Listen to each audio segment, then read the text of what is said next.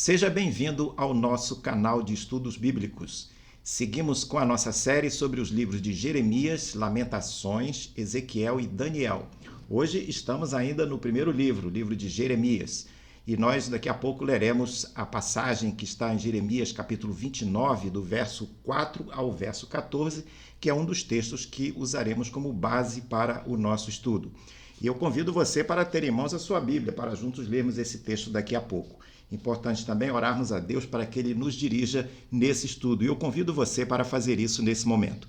Bondoso Deus, te agradecemos a oportunidade de estudarmos a Tua Palavra. Queremos te pedir que Tu nos orientes, Senhor, e que Tu nos ajudes a colocar em prática aquilo que viermos a aprender.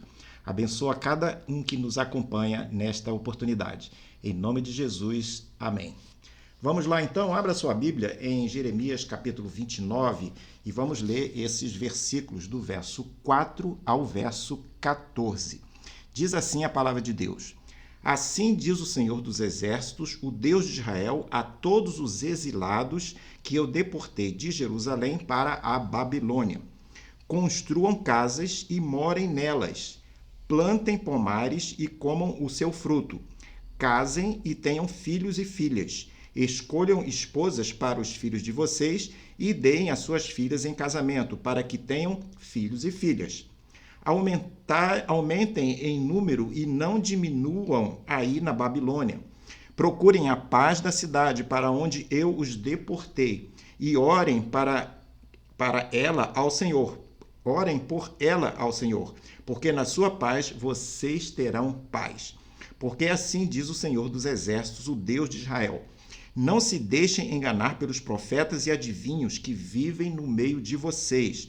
Não deem ouvidos aos sonhadores que sempre sonham segundo o desejo de vocês, porque eles profetizam falsamente. Eu não os enviei, diz o Senhor. Assim diz o Senhor: logo que se cumprirem para a Babilônia 70 anos, atentarei para vocês e cumprirei a promessa que fiz a vocês, trazendo-os de volta a este lugar. Eu é que sei que pensamentos tenho a respeito de vocês, diz o Senhor. São pensamentos de paz e não de mal, para dar-lhes um futuro e uma esperança. Então vocês me invocarão, se aproximarão de mim em oração e eu os ouvirei. Vocês me buscarão e me acharão, quando me buscarem de todo o coração. Serei achado por vocês, diz o Senhor, e farei com que mude a sorte de vocês. Eu os congregarei de todas as nações e de todos os lugares para onde os dispersei, diz o Senhor, e trarei vocês de volta ao lugar de onde os mandei para o exílio. A maioria dos cristãos sabe pouco sobre os 70 anos de exílio que Israel passou lá na Babilônia. O motivo é porque as informações sobre a vida de Israel durante esse período são apresentadas em mais de um livro no Antigo Testamento, livros tais como Jeremias, Isaías, 2 Reis, Ezequiel. Houve 3 deportações do povo de Israel que habitava o reino de Judá. A primeira ocorreu em 597, a segunda em 587 e a terceira em 582. Todas essas datas são antes de Cristo. É possível que tenha havido uma deportação inicial de judeus antes dessas datas, possivelmente em 608 ou em 604, quando a Babilônia invadiu Judá e o rei Jeoaquim se rendeu a Nabucodonosor. A queda de Jerusalém, a destruição do templo e a deportação do povo de Judá para o exílio na Babilônia não vieram de repente, mas foi prevista através de muitos avisos. Profetas como Jeremias, Ezequiel e outros vinham alertando o povo, mas o povo de Judá teimava em se manter afastado de Deus. Os profetas diziam que, a não ser que eles se arrependessem e se voltassem para Javé, as maldições da aliança seriam invocadas sobre a nação e o povo seria tirado da terra, seria removido daquela terra que eles haviam recebido como herança. De acordo com a crônica babilônica, Nabucodonosor entrou em Jerusalém em 16 de março de 597 a.C. O livro de 2 Reis, no capítulo 24, 12 a 16, nos informa que nessa época 10.000 pessoas teriam sido levadas para exílio, incluindo a família real, seus servos e os funcionários do palácio. Além disso, foram levados também outros 8.000 pessoas para a Babilônia. No próximo quadro, observamos que a tensão geopolítica com a Babilônia vai culminar com essa destruição de Jerusalém. Em 588, Nabucodonosor volta a invadir Judá, quando Jerusalém é então cercada e bloqueada por cerca de 2 anos. Lá em 2 Reis, no capítulo 25, versos 1 e 2, nós lemos o seguinte. Eu convido você para abrir esse texto, que é a outra referência que nós escolhemos para o nosso estudo. Esses versículos nos dizem o seguinte: aconteceu que, no 9º ano do reinado de Zedequias, aos 10 dias do 10º mês, Nabucodonosor, rei da Babilônia, veio contra Jerusalém, ele e todo o seu exército. Sitiaram a cidade e construíram rampas de ataque ao redor dela. A cidade ficou sitiada até o 11º ano do reinado de Zedequias. Em 587, nós vemos que Jerusalém é capturada e o rei de Judá, de nome Zedequias, foge da cidade. Mas ele é perseguido e ele é preso e deportado para a Babilônia. Após a deportação de Zedequias, um oficial do exército da Babilônia incendeia e destrói o templo de Jerusalém, o templo de Salomão. Incendeia também o palácio real, todas as grandes casas de Jerusalém e os edifícios importantes da cidade. Ele também leva para o exílio pessoas que ainda haviam permanecido na cidade de Jerusalém. A crise enseja o exílio, que, por sua vez, traz mudanças dramáticas para o povo de Judá. As estruturas religiosas e políticas da nação haviam sido destruídas e precisariam ser refeitas. A vida do povo de Israel seria radicalmente mudada, para nunca mais ser a mesma. Historicamente, o exílio de Israel é o período da história bíblica que começa com as primeiras deportações, ou a primeira deportação, talvez em 597. Há controvérsia, como mencionamos, sobre a data do início, que pode ter sido em 608 ou 604, de modo a fechar a contagem de 70 anos, que foi o período do exílio. Nessa data mais cedo já havia ocorrido algumas deportações. O fato é que o exílio durou 70 anos, tendo terminado com a queda da própria Babilônia, ocorrida em 538. A Babilônia vai ser conquistada pelos persas e, nesse tempo, então, ela vai ser subjugada ao Império Persa. Um fato relevante dentro da perspectiva judaica e dentro da perspectiva cristã também é que, apesar do exílio ter sido destruidor, ele não significou o fim de Israel. A pregação dos profetas Jeremias, Ezequiel e Isaías permaneceu dando ao povo de Israel uma esperança futura de restauração. Isso incluía que o povo voltaria para a terra prometida e para Jerusalém. O que esses profetas pregavam era que, com o tempo, Javé interviria novamente na história. O resultado disso seria o povo conseguir voltar para a sua terra. O templo havia sido destruído e muitas casas e edifícios foram queimados. O último rei de Judá, que nós mencionamos, Zedequias, havia sido deportado. Muitas pessoas haviam sido mortas ou exiladas. Mesmo assim, a devastação causada pelos babilônios nunca foi entendida como o fim de Israel. No próximo quadro, nós nos aprofundamos um pouco entrando na questão da crise de credibilidade dos exilados em relação a Deus. Muitas pessoas em Judá perderam a fé, pois não entendiam a destruição do templo. Eles não conseguiam entender como o seu Deus poderia permitir que os babilônios tivessem feito aquilo. Para eles, era inadmissível que a casa de Deus, localizada na Cidade Santa, localizada dentro da Terra Santa, tivesse sido destruída. Muitas pessoas acreditavam que o templo havia sido destruído por Marduk, o deus dos babilônios. O povo, muitos dentre o povo, passou a achar que Marduk era mais poderoso do que Javé, o deus de Israel. Embora Israel tivesse sido rebelde contra Javé e tivesse violado gravemente a exigência ou as exigências da aliança, os profetas nunca deixaram de acreditar na fidelidade de Deus que serviam. Eles sabiam que no devido tempo Deus se revelaria novamente a Israel e libertaria seu povo do seu exílio em uma terra estrangeira. A consequência da queda de Jerusalém e da deportação da população de Judá para a Babilônia havia sido, sem sombra de dúvida, devastadoras. O número de pessoas mortas pelos babilônios provavelmente estava na casa dos milhares. Muitos dos edifícios em Jerusalém e também em várias outras cidades de Judá haviam sido destruídos. Como resultado dessa devastação, a vida social, política e religiosa de Israel foi radicalmente alterada. Isso forçou a nação olhar novamente para a sua relação com Javé.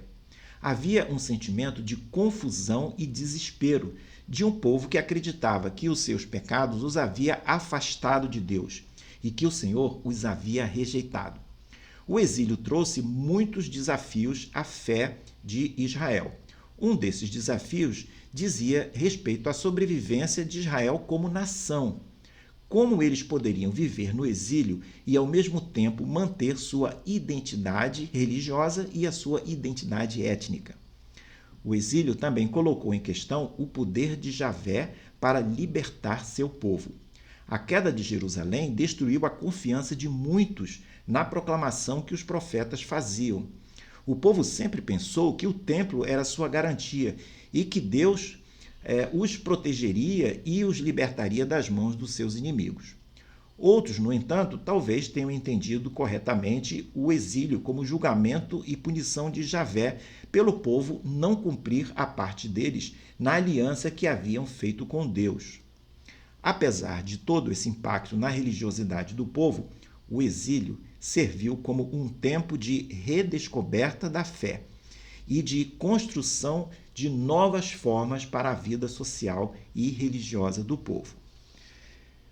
No próximo quadro, nós vemos um outro aspecto muito interessante, que é a adaptação cultural dos israelitas na Babilônia. O exílio ensejou a integração da população judaica na sociedade babilônica. Isso permitiu que algumas pessoas adotassem até nomes babilônicos. Por exemplo, Zorobabel, o líder dos judeus que retornariam da Babilônia após o exílio, conforme relato de Esdras no capítulo 2, tem um nome babilônico. Seu nome significa semente da Babilônia. O nome de Sesbazar, de um dos príncipes de Judá que aparece em Esdras no capítulo 1, verso 8, é provavelmente de origem babilônica ou persa. O livro de Ezequiel sugere que as pessoas que estavam exiladas na Babilônia não estavam confinadas, elas não estavam restritas a apenas um lugar. Havia livre circulação de pessoas dentro da região onde eles estavam localizados. Muitos israelitas possuíam suas próprias casas e tinham certa liberdade de ir e vir. É possível que a casa de Ezequiel, que era o outro profeta, que estudaremos adiante em outros estudos, tenha sido usada como ponto de encontro dos exilados. Eles a utilizavam para falar da situação política e religiosa tanto de Jerusalém quanto da Babilônia também. Os exilados judeus aprenderam a falar o aramaico. O aramaico era a língua semita que era falada pelos babilônios, pelos persas e por outros povos também. Durante o exílio, o aramaico substituiu gradualmente o hebraico como a língua cotidiana dos judeus. O hebraico ele continuou a ser usado na liturgia, na literatura e no estudo religioso. Na época de Jesus, o aramaico era a língua predominante entre os judeus na Palestina. O aramaico também influenciou o hebraico que incorporou algumas de suas palavras e expressões. Jeremias, então, ainda fora do exílio, escrevia cartas de encorajamento ao povo. Em Jeremias, no capítulo 29, 5, foi aquele texto que nós lemos inicialmente, lemos a carta que ele escreveu ainda no início do exílio, quanto ao povo construir casas lá na Babilônia.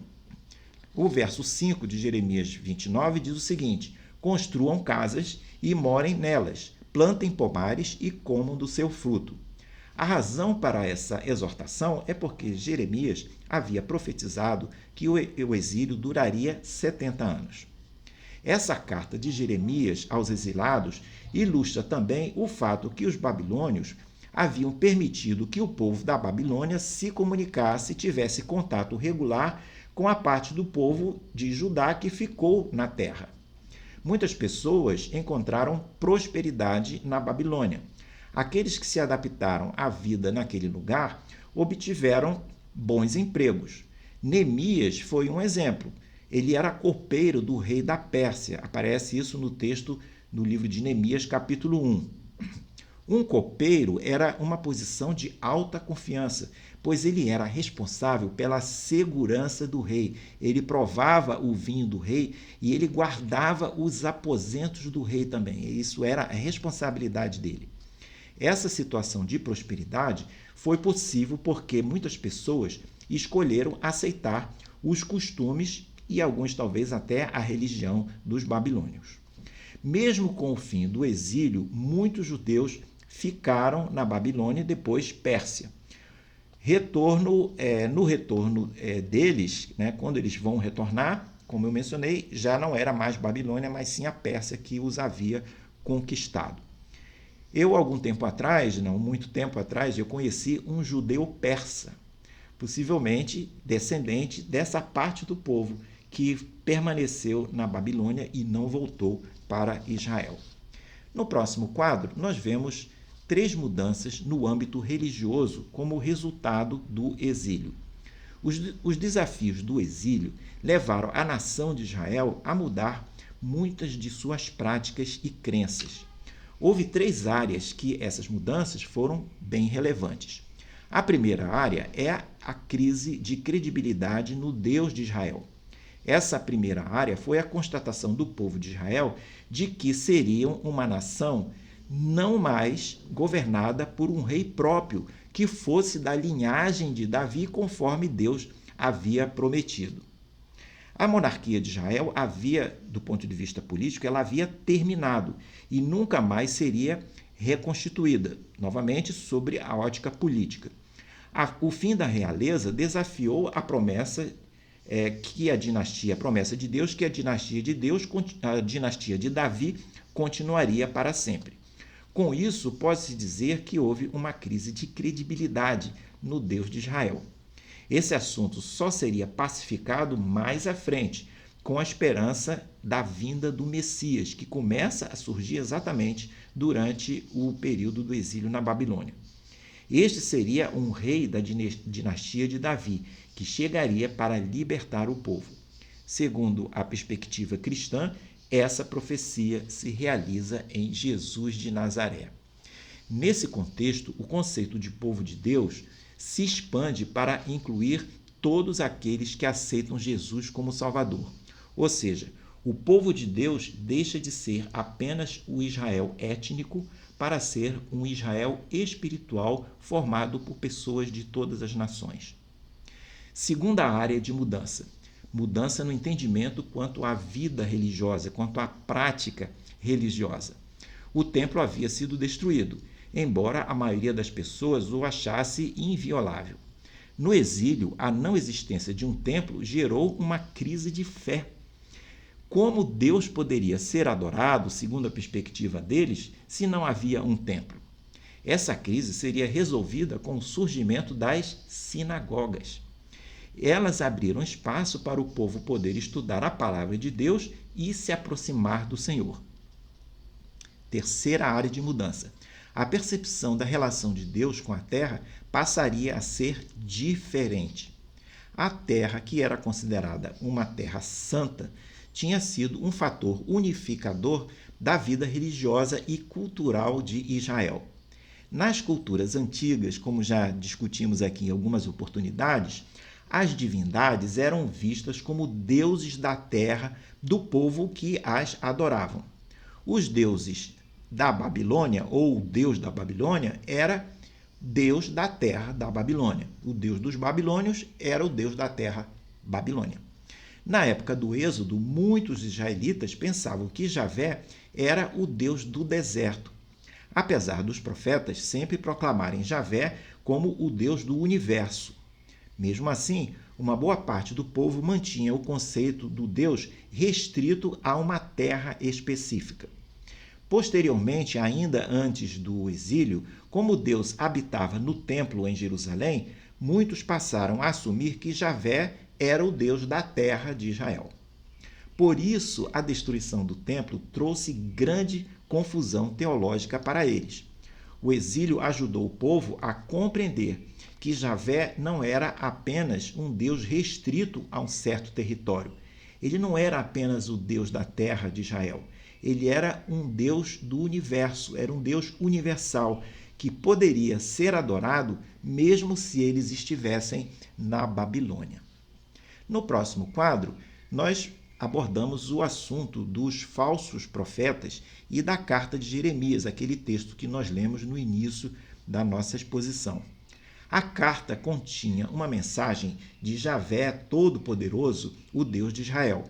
O texto nos informa que Jeremias enviou uma carta aos exilados na Babilônia que haviam sido levados na primeira deportação, lá pelo ano de 597. Os destinatários incluíam anciãos, sacerdotes, profetas, a rainha-mãe, oficiais da corte, príncipes, artesãos e outros cidadãos. Um primeiro recado da carta era que eles não estavam ali na Babilônia por conta das estratégias e do poder militar de Nabucodonosor, mas eles estavam ali por conta do fato de que Deus é quem os enviara para aquele lugar. Esse lembrete tinha como objetivo lhes assegurar que Deus possuía o controle soberano de todos os acontecimentos e também possuía o controle soberano da vida de cada um deles. Naquela época, além de Jeremias e de outros profetas de Deus, havia também falsos profetas. Esses falsos profetas ensinavam coisas mentirosas em nome de Deus. Citamos aqui dois deles. Hananias, filho de Azur, que aparece uma referência em Jeremias capítulo 28, que profetizou que o exílio seria somente de 2 anos. Quanto a esta mensagem, o profeta Jeremias, nessa carta, alerta que essa profecia era falsa e que Hananias estava enganando o povo. Outro nome de falso profeta que aparece é Zedequias. Não confundir Zedequias o rei, mas esse Zedequias era filho de uma pessoa chamada Maazéias e aparece no Jeremias, no capítulo 29, verso 21, e há uma citação também no verso 23. Ele escreveu cartas, o nosso profeta Jeremias, aos exilados na Babilônia, dizendo-lhes então para não dar crédito a esses profetas, porque esses profetas eram falsos. O exílio da Babilônia é um dos grandes relatos bíblicos pela sua riqueza histórica, teológica e prática. Ele nos traz, o exílio, vários ensinos que podemos dizer que são inspiradores para os nossos dias. Pode ser que não estejamos vivendo um exílio físico como esse exílio do povo de Judá lá na Babilônia, mas é fato que, vez por outra, enfrentamos adversidades que funcionam para nós como se fossem exílios. Uma possível aplicação desse texto é perguntarmos que lições podemos aprender com Jeremias quando estivermos enfrentando algum tipo de exílio. É o que veremos no próximo e último quadro. Que recomendações e palavras de encorajamento que o profeta Jeremias dá aos exilados da Babilônia que podem ser aplicados a nós também. A primeira aplicação que nós encontramos aqui, ou a primeira palavra de encorajamento que nós aplicamos aqui: quando estiver em seu exílio, siga a vida da forma mais produtiva possível. A referência são os versos 5 e 6 do capítulo 29. Jeremias diz aqui que os exilados deveriam se estabelecer na Babilônia e continuar a vida em vez de ficar pensando que voltariam para casa em 2 anos. De forma objetiva, eles deveriam construir casas, plantar jardins, casar, ter filhos e ter netos. O que Jeremias está nos dizendo é que quando enfrentarmos o nosso exílio, deveremos seguir adiante, procurando não desistir e, mais ainda, procurando ser o mais produtivo possível, apesar da adversidade que estiver em cima de nós. Precisaremos orar, lembrando do Salmo 23, que nos sugere pedir a Deus que Ele prepare uma mesa na presença dos nossos adversários. Isso significa pedir a Ele para que Ele esteja conosco na luta e que nos permita seguir e não desistir. A segunda palavra de encorajamento que podemos retirar aqui desse texto, desse estudo, é que quando estiver em exílio, ore pelos seus inimigos. Isso aparece lá no verso 7.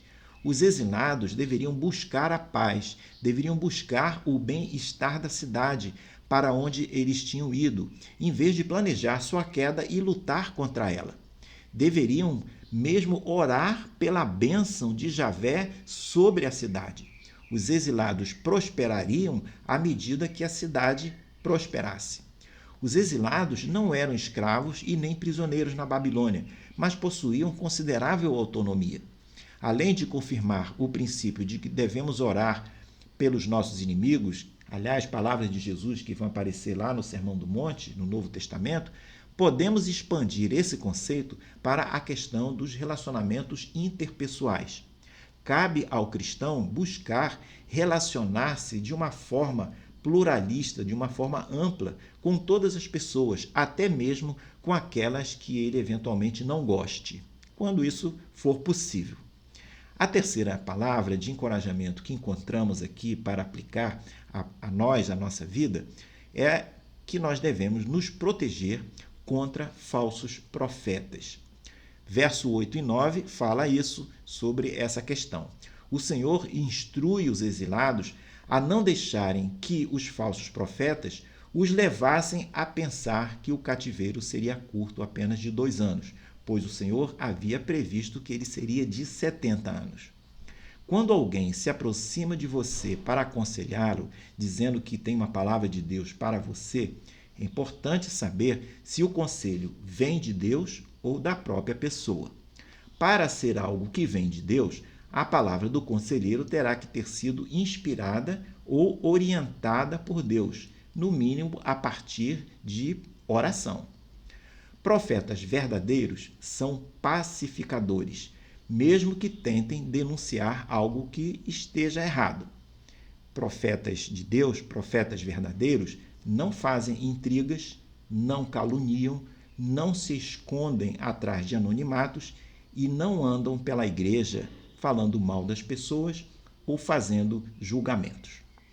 Quarta e última palavra de encorajamento: seja paciente e lembre que Deus tem um plano para você.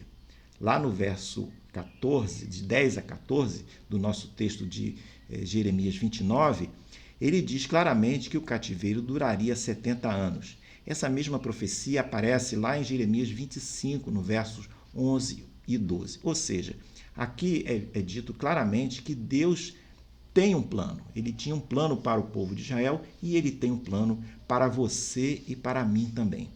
Ao final daquele exílio de 70 anos, o Senhor interviria de alguma maneira e cumpriria sua promessa, o seu plano de levar de volta o seu povo à terra prometida.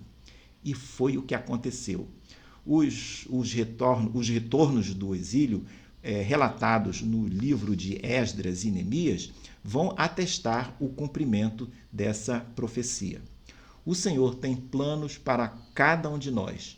Por pior que seja a situação, se nos colocarmos nas mãos dele, sairemos desse exílio mais do que vencedores.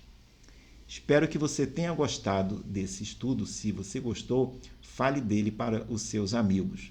No próximo quadro, você encontra um panorama de todos os temas, os estudos que estamos desenvolvendo nesse trimestre sobre Jeremias, Lamentações, Ezequiel e Daniel. Deixo com você um grande abraço e espero vê-lo numa próxima oportunidade.